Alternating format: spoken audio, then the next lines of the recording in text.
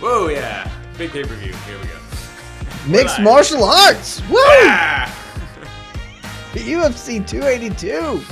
Let's go. Oh. Hey, everybody. We're going to have a great time today. Hi. It's Jed Mashu of MMAfighting.com. Great website, but you know that because you are on our YouTube page right now for the pre-fight Q&A. UFC 282, the final pay-per-view of the year, is about to go down in, let's call it 30 minutes, and we're here for you. You guys run the show. You ask the questions. Me and the esteemed E. Casey Leiden, Mr. 3024. That's me. We'll give you the answers. We can talk about whatever you want this card. Obviously, that's the pressing, but we can talk about some Bellator. Is it 289? I think it was Bellator 289 from last night, or you know, 280 something. I don't know. Yeah, 280 something, or anything else that you guys want to talk about for the next 30 minutes as we get ready for the final. I'm going to call it the final pay-per-view of the year because the Bellator Rising thing, it's weird. Who knows how that goes. So the final UFC pay-per-view of the year. So Casey, who do we have up? All right. First up.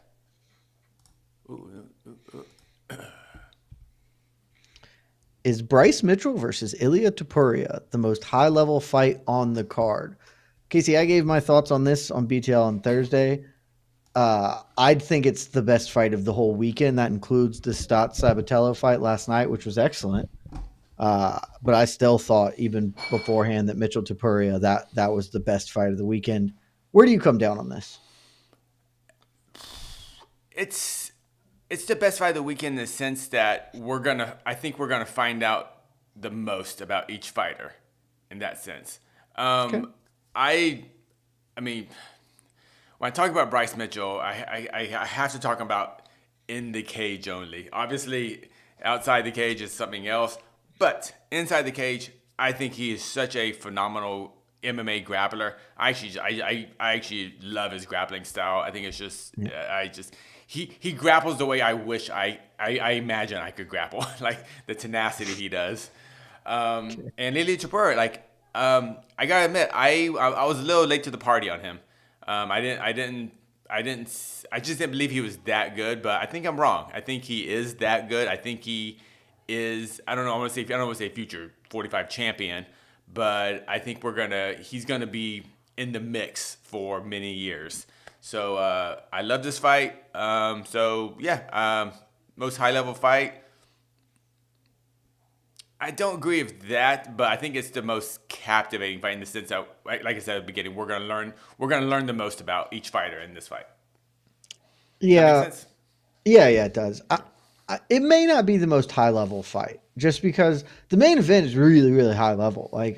It's not the fight we necessarily wanted, etc. There's that whole thing that goes on with it, but that's still at worst. At the absolute most critical person could look at that fight and say that that's two of the top 7 light heavyweights in the world. I don't think you could rank either Jan or Ankalaev lower than 7. No.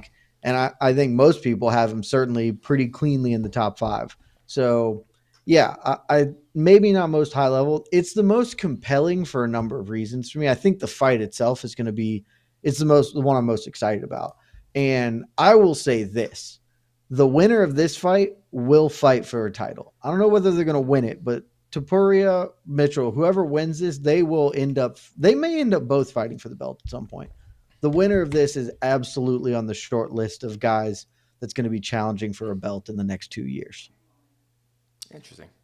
Okay. I think pretty highly of both of them as fighters. So outside the cage, yeah. Hey. I'm just bringing up my rankings real quick, or the best rankings. The only rankings that matter, as one Mike Heck is wont to say. Also, for everyone watching, I am in this seat instead of your usual Mike Heck for the same reasons I was in this seat last time we had a pay-per-view. Mike Heck in New York City right now, getting prepared for the watch along. The UFC 282 watch along is going to be right here on this YouTube page. It'll start with, I think they start on the main card, but maybe they're going to do the prelim main event too. I'm not 100%. But 9:30 ish, 10 o'clock, check back into the YouTube or just hit the notification button. Join for the watch along. I will not be joining this time. It was on there last time, but there's a cast of people coming through. It's going to be a good time as always. So make sure you check that out.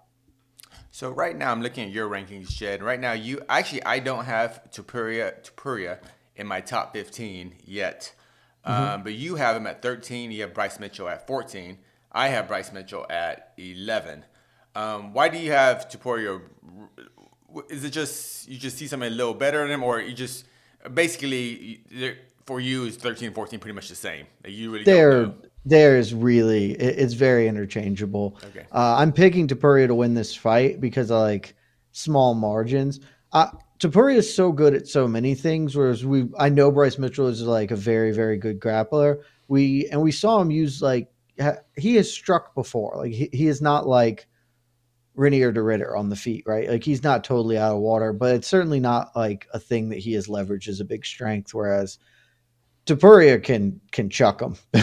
he Yeah. killed dude. Why I'm blanking on the big lanky British dude I forgot that his he name too, fought but I last. remember. I forgot his name, but yeah, I know what you're saying. Yeah, the lightweight British guy who's not like great, but was kind of beating him because he was really long, and then he got clobbered. So, but I mean, interchangeable.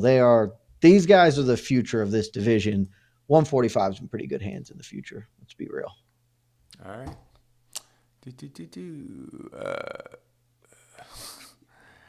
All right. I mean, may actually go to the top. I don't want to skip. I know a lot of people threw some questions. All right. I mean, there just have to be so many for such an event like this.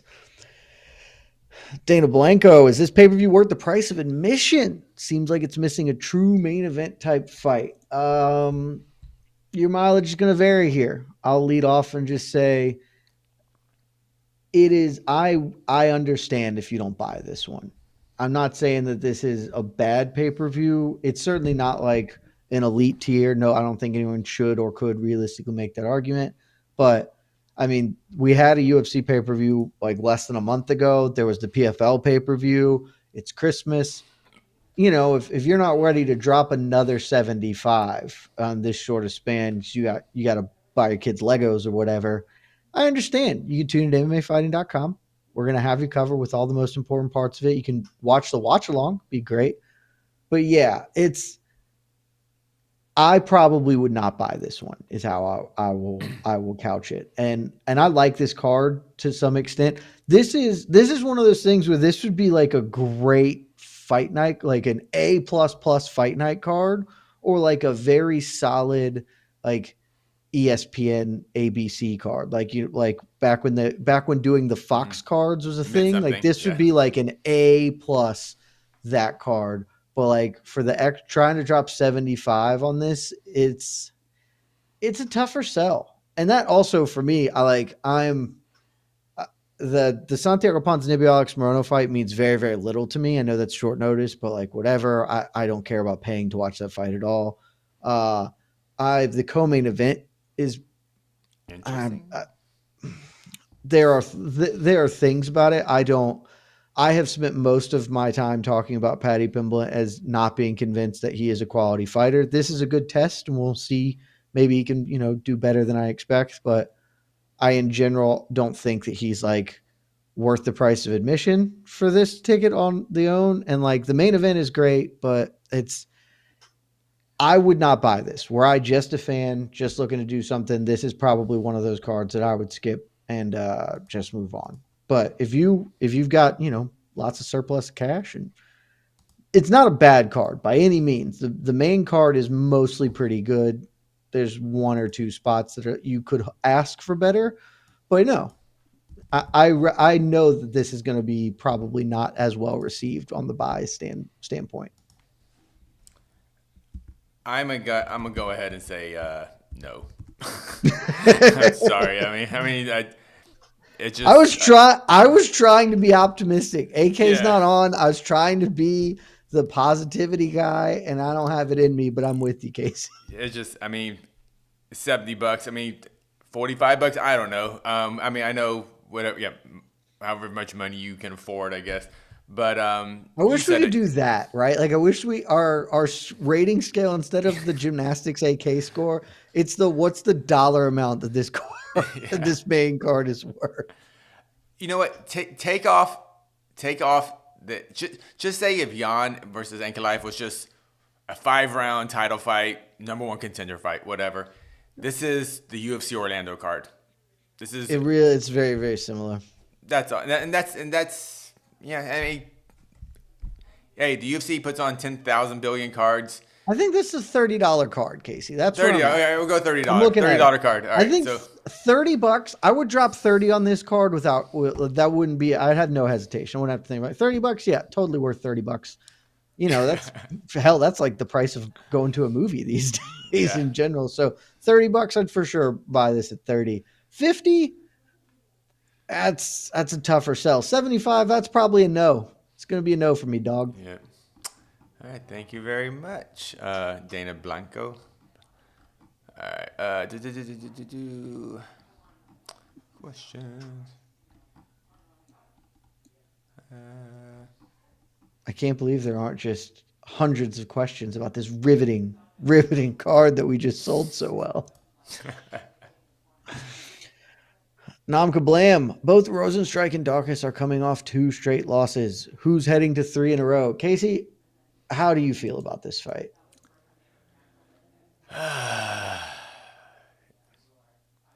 What's Chris Dawkins coming off of? Curtis Blades and Derek Lewis both knocked him out. How did the first round of the Curtis Blades and Dawkins fight go?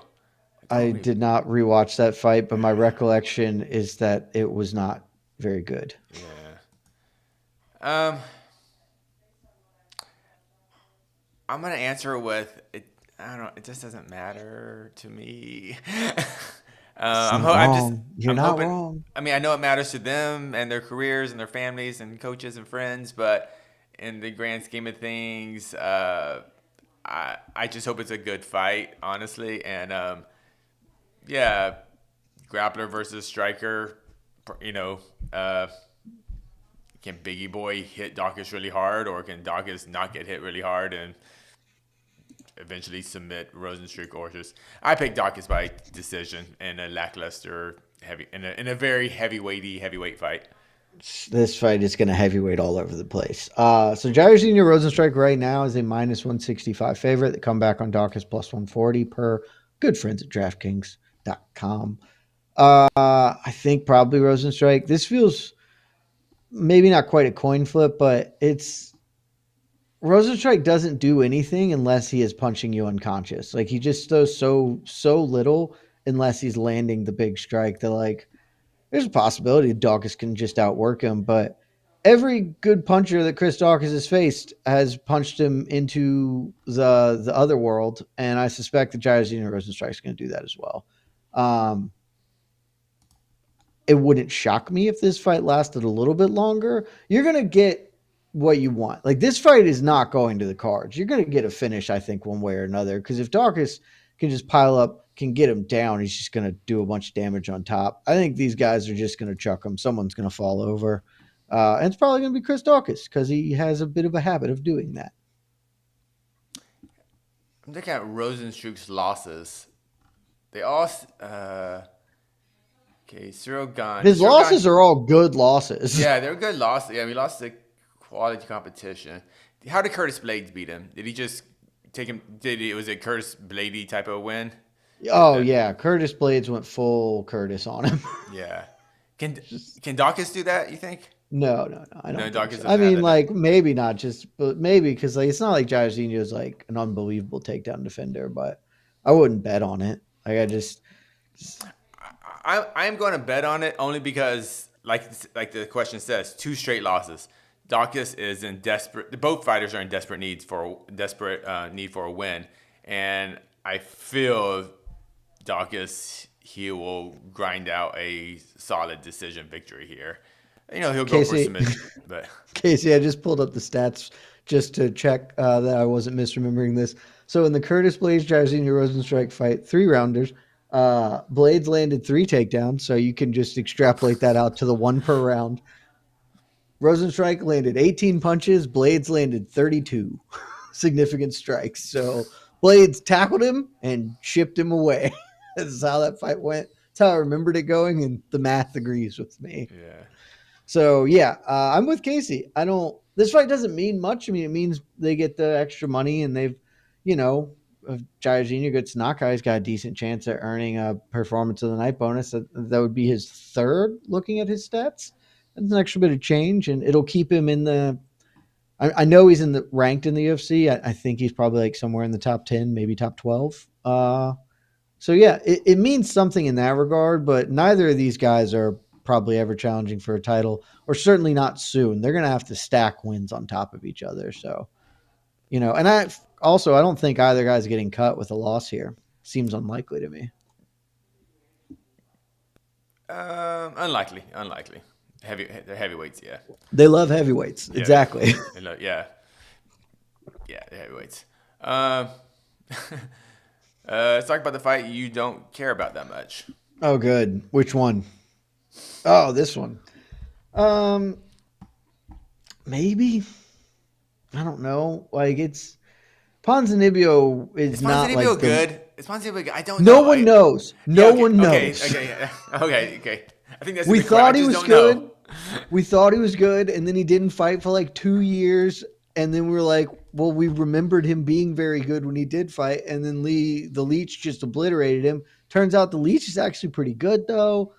And then it's, his losses are splitties to Jeff Neal and Michelle Pajeda, which are both top 20 guys. So I think Ponzi's scheme is at least decent, at least solid.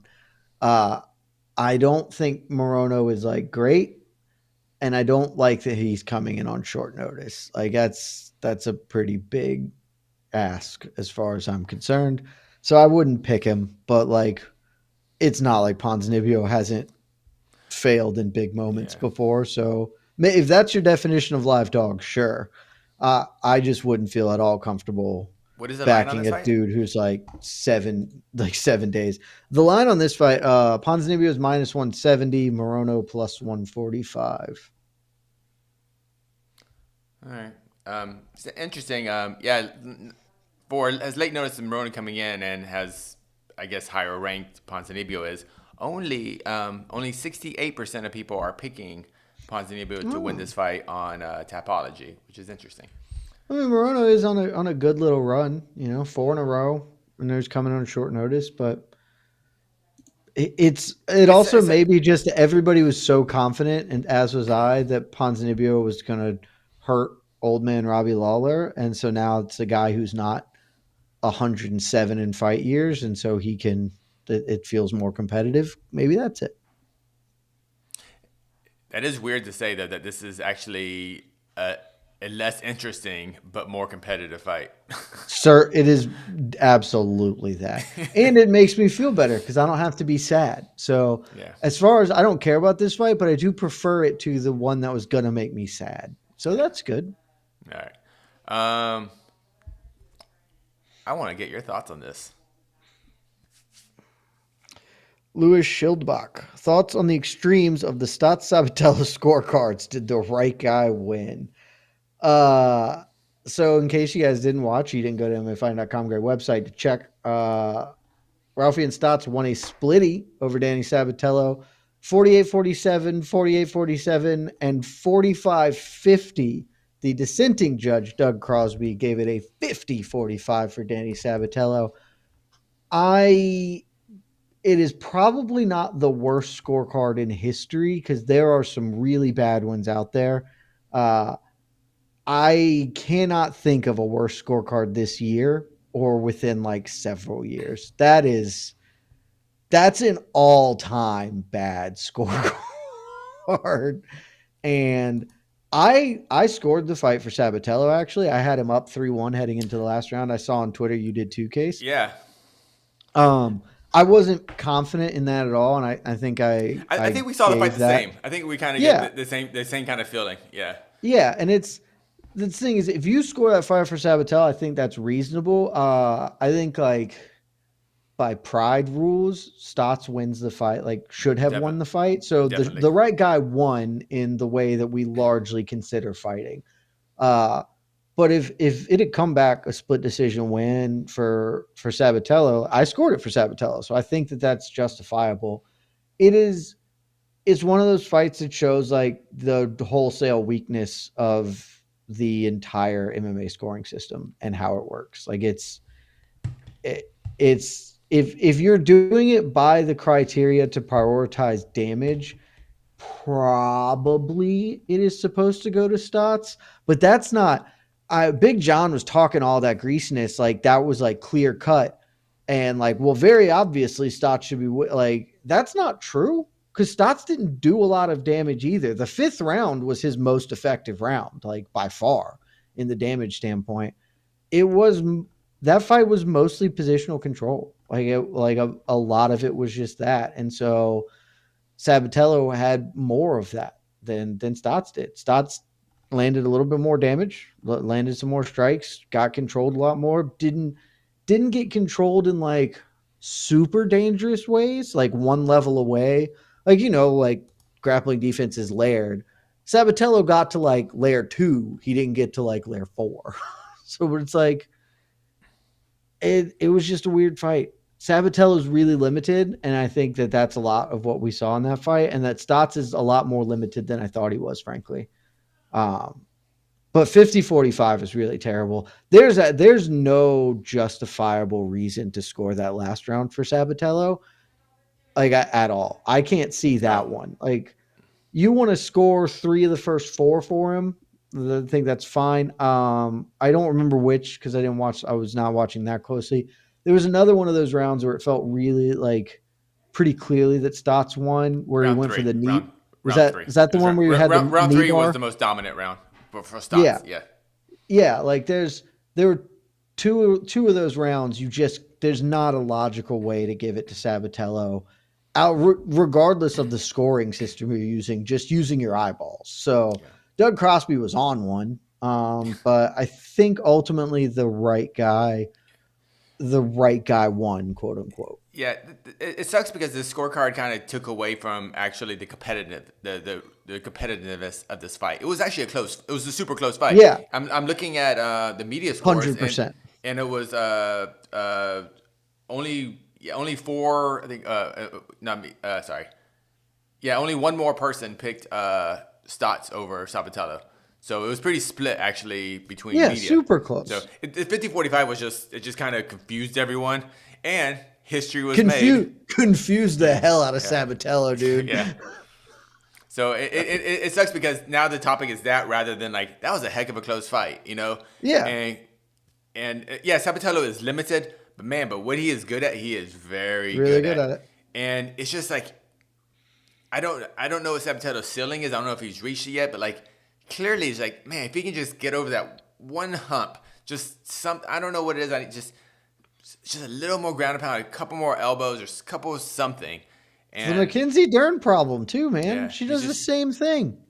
he's right. Yeah, he's right there. He's right there. But I am so looking forward to Stotts versus Patchy Mix. Can we talk about Patchy Mix? Did you see that fight? Yeah, I'm pretty sure Patchy Mix is gonna bag him up. I think so too. I think Pat. Coming into the tournament, I kind of said I think Patchy Mix he's the true dark. I know people were at Sabatel, but I always thought Patchy Mix was the guy that could do this, and I think he will Was a beat good Stotts. call. He looks so dramatically improved. I know he got on the mic and said that like he's now taking things seriously, which is it's one of my favorite things about this Yeah. sport. That like pretty common refrain on fighters is, yeah, like I just was dicking around, and then I was like, oh, maybe I should actually try. Like you don't hear that a lot in other sports. Guys don't make it to the NFL, which like I just roll out of bed one day and I happen to be the best athlete in America. They're usually like working very, very hard. It's like, yeah, I don't know. Like I was a top 15 guy and I just didn't care. So happens all the time in this sport. It's amazing. So he looks so good against Magomedov, and he is so long for the division. He has such a good skill set, especially against Stotts. Like And the way Stotts gave me a lot of concerns. Like I think Patchy's gonna win this, and he's like a real legit top tier bantamweight. Yes, he is. Yes, he is. Yeah, that guy. I'm glad that people. I'm dumb about a lot of things, and I'm glad I think I got the Patchy Mix one right. Oh, So, I think you definitely did because it's been like a roller coaster because when he was first hit Bellator or whatever, and he like ran through Ricky Bandejas or whatever, like okay, this kid like undefeated, looks good, like comes good pedigree background. The Juan Archuleta loss like just really cooled me to him. It was like, okay, well, I know Juan Archuleta. I respect Juan Archuleta. I think he's a really good fighter, particularly at the time. But I didn't really know how to react to it. And since then, he has been just lights out. I mean, since the Juan Archuleta loss, pulled it up, 3 submission wins, and then the Kyoji Horiguchi domination. Like just dude's been lighting the world on fire. I believe we're going to hear and new interim because I think that's how it goes in yeah. Bellator plus tournament champion $1 million Patchy Mix. Yeah. And you got to remember too, Patchy Mix, he did switch camps. He after the Archuleta loss, he left Jackson Wink and he moved to Vegas, and now he's training at Extreme Couture. So I think the change was good for him. Actually, that's where I met Patchy. I actually saw him train. I saw him on the mats and stuff. And just watching him on the mats, I was like, "Good God, that guy is like." I saw him spar some high level guys, and he was like, he was doing some bad things on the ground to much higher level, higher weight fighters. I was extremely impressed, and but I understand when he talks about this taking it seriously. I think what they really mean is like, once they leave the gym, they're professional athletes 100% of the time, not just in the gym. Yeah, I think. Yeah. So instead of being a professional athlete 4 hours a day, when you're training, it's taking this as a career like other professional athletes do. Yeah. It's my favorite part of the sport, bar none. I have lots of Plus, names, let's be clear, Patchy Mix is a dope name, by the way. It's a super awesome name. It's a really good name. You don't forget that name. No, that's a star name. You can be a star with that name. That's not Anthony Smith, That's a name that jumps out. Ben G, will the UFC, I'm going to go with screw up Raul Rosas with bad matchmaking the same as they did Chase Hopper? Probably. I think he's going for Hooper, but I wanted to read it as spelled. I'm going to say yes. I'm not sure. I don't think necessarily this is that fight. The UFC is really uniquely poorly suited to developing talent, especially developing young talent. Why Chase Hooper is not really working out. Who's the bodybuilding dude with the spiky hair that looks like Ken from Street Fighter? Mr. Northcutt. Sage Northcutt. There you go. How'd that work out for that talent development plan? Paige Van Zant. How'd that work out for the talent development plans there? They're just really bad at it because they're very one note. They don't tailor, really builds. They're going to throw a couple of not softballs, but easier shots to hit. And then once you've racked up 2 or 3 wins in the company, now you're just in the stream, and they're going to fire you into whatever things make sense in their hierarchy and the way they do it. It's mileage varies on whether it's good. I think it's terrible, but that is purely an opinion. I can't empirically tell you that is bad.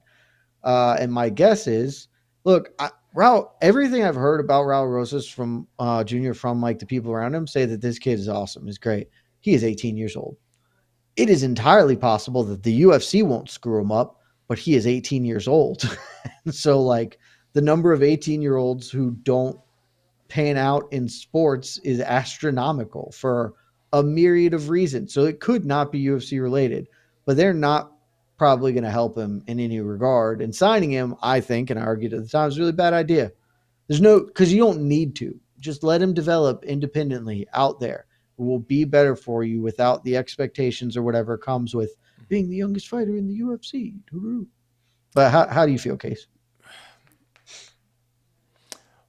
When we say that will the UFC screw this up, maybe they will screw it up, whatever. But what does it hurt the UFC? I know Raul Rosas is a real person. He has, I know Chase Hooper is a real person, so it sucks for them. But for the UFC, what do they lose if Raul Rosas just, he loses he gets demolished tonight, he loses his next fight. Does UFC lose anything, or do they go, throw another body in there? That depends. I don't think they lose anything with Raul Rosas Jr. because, and this is again purely speculative. Because there wasn't like a bidding war for him. They were. No. You know what I'm saying? Like it's just like No, but my contention is less that it's like it's an opportunity cost, right? I don't think they're losing anything with Raul Rosas Jr. because I don't think this kid is a star. Sorry, I just brought up the ESPN thing. I don't think this kid's a star. Maybe he will be, whatever. I could be totally wrong, but in my mind, he's not there.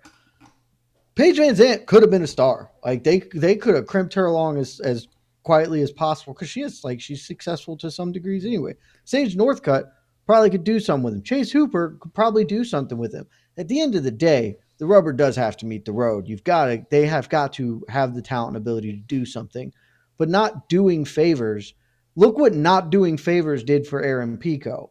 Aaron Pico looks like he's going to come out of this okay, but it's not that they necessarily lose something by not doing anything here. It's that it's the opportunity cost of here's somebody young and promising and some sort of an it factor who maybe we could promote around in the future if they developed properly. And instead it's just like, well, sink or swim. Maybe you'll be John Jones or maybe you'll be any of the 50 cautionary tales we've got.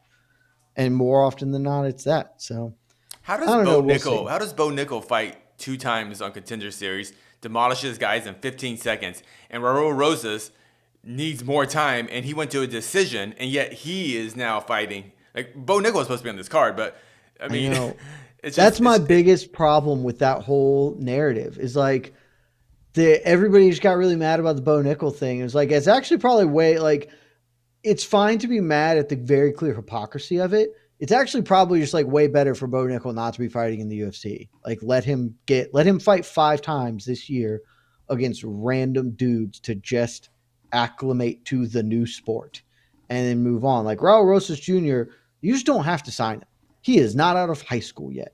You could have easily been like, hey kid, glad to have you on Contender Series. We'll bring you back, finish high school. You can come back, we'll do this. We'll plug you into LFA or one of these other ones and let you season a little bit because you're 18 years old and you still have hormones and stuff. And anything could happen to you that you might just wake up one day and be like, I want to be an astronaut. F this. Why are we doing this? So I don't like it, but the journey starts tonight. Jay Perrin he's probably going to beat Jay Perrin, but maybe not. Who can say? And one thing I'm kind of is he literally still in high school or is he homeschooled now? I believe that he is in high school or was in high school. He may have expedited his final year to do this or whatever, but I am not super versed on this. But I do wonder though how because take in mind too, they didn't just put him on this card. They put him in literally the fight, the ESPN main event. So this fight would actually be watched by more people than the actual pay-per-view. This is a very important spot for the pay-per-view portion of the card because this is the fight they always put the exciting fight on. You go, you know what? I wasn't sure if I was gonna pay $70, but I'm taking my money now. That's the position this fight's in. And so if as fans we watch this high schooler just get his ass handed to him, that's the only thing I ever wonder could come back as far as a negative to the UFC. If it happened to Contender Series, I think that's too low key. I don't think mainstream media picks up on that. No, not at all. But in this fight, main event before the pay-per-view, I don't know. It could be because they're gonna sell it. Just he's a kid. He's still in puberty. He's in the cage right now. So it's weird. I don't really like it, but hey, this is where we're at. It's super weird. And then when he wins this and you've given him this marquee spot, then it's gonna be okay. Well, he's got to keep staying in this. Another guy, the co-main event of this fight, Paddy Pimblett. Paddy Pimblett turned down offers to join the UFC. Wanted to get there when he's ready. And look how well that has worked out for Paddy Pimblett. He is a better fighter than he was like 4.5 years ago or whatever, whenever the first initial offerings came on. And he has cultivated an ability and a star power to hit the ground running. Whereas this is gonna be, I don't know. I will see. It's an experiment, but that's what this always feels like, an experiment as opposed to like real true fight promotion. We are about to get Cage Walk. Stephen Kozlow, that is Stephen, what is it? Obi-Wan Shinobi the Pillow Kozlow is about to be making his way to the cage. So, All right, so do we have any other questions before we hop into picks? oh, let me see. Any other key questions? Key questions. A lot of what ifs. So we're gonna handle. I'm not gonna answer any what ifs. Like what if Patty loses? What if Patty wins? We're gonna skip all those. If Patty wins, Dan Hooker. That's where I want to go. I thought about it. Patty's going to get his ass handed to him, but there's really nobody. The only other fight you could give him is Hanato Makano. I think those are the only two choices. Is it? No, you never book Ilya versus Patty. You never book that. That's just nope. Just nope. Never. Not in the same weight class, and Ilya will bag him up. Like I think Ilya kills him. I said it when they first had their thing. There's heat there, sure, but Ilya is too small to be a realistic lightweight for like against other people, but he's good enough to just tune up Patty, which serves nobody, benefits nobody other than Ilya Topuria's ego. So you just never make that fight. Megan O'Leary looking fabulous tonight. Yeah, good Lord. Stephen Kozlow with the hood up, rocking crypto.com gear. Yeah, jeez. Yeah, keep Ilya away from Patty.